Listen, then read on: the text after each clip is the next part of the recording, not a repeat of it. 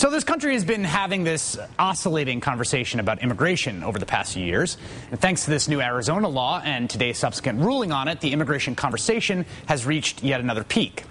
It's back in the headlines, and since 2010 is an election year, it's impossible to ignore the political implications of this protracted battle.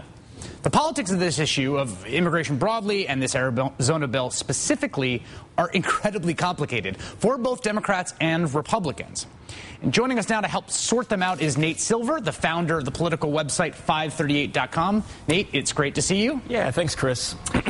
So I guess what's the top line question here?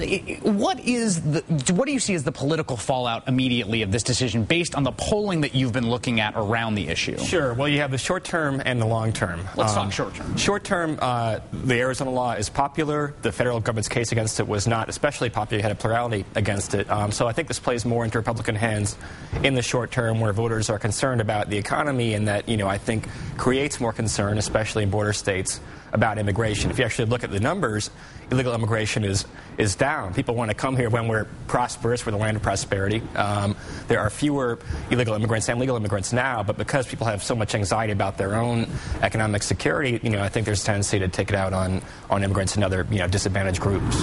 Right. So what do you think the long term? I mean, I sort of agree with that, although one of the things you'd mentioned earlier was that by getting the injunction, right, the Democrats forestall the possibility of a really egregious example of enforcement of the law to sort of shift public opinion further. No, inevitably you would have had some school teacher, being arrested on her way, coming home from 7-Eleven or something like that, and you'd have cases like that would show this is what this law actually can do to people. Now that it's not going to go into effect, it can be this kind of pristine, ideal thing, and the problems might not, ever be kind of reified for voters. And so in some ways, it would almost have been better if for Democrats, if it had gone into effect for a few Democrats, weeks. Not for the people caught in the jaws of it. Not for the people caught in the, absolutely, but to see kind of what it meant in practice. It's an unusual law. Maybe it would have gone the other way and it wouldn't have been as serious as people are claiming, right? We don't know how police officers would have used their discretion to enforce it. But, in some ways, from an analytical standpoint, it would have been more interesting to see how it would have been applied and how the public would have reacted both in Arizona and nationally to it. So then what do you think the long-term consequences are? I mean, if this is an immediate bump for Republicans because of the popularity of this law as an abstraction and a symbol, I think, really,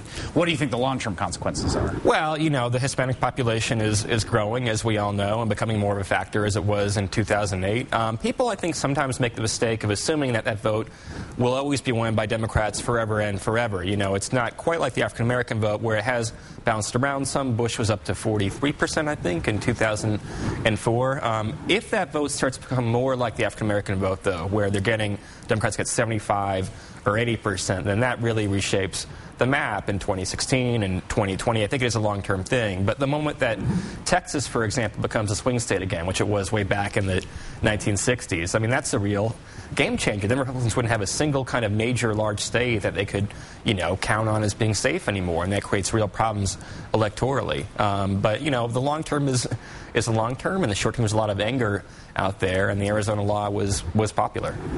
Nate Silver, founder of 538.com. You could also check him out now at the New York Times, if I'm not mistaken. Starting in August, yeah. Starting in August. Thanks a lot, Nate. Thanks, Chris. Great to see you.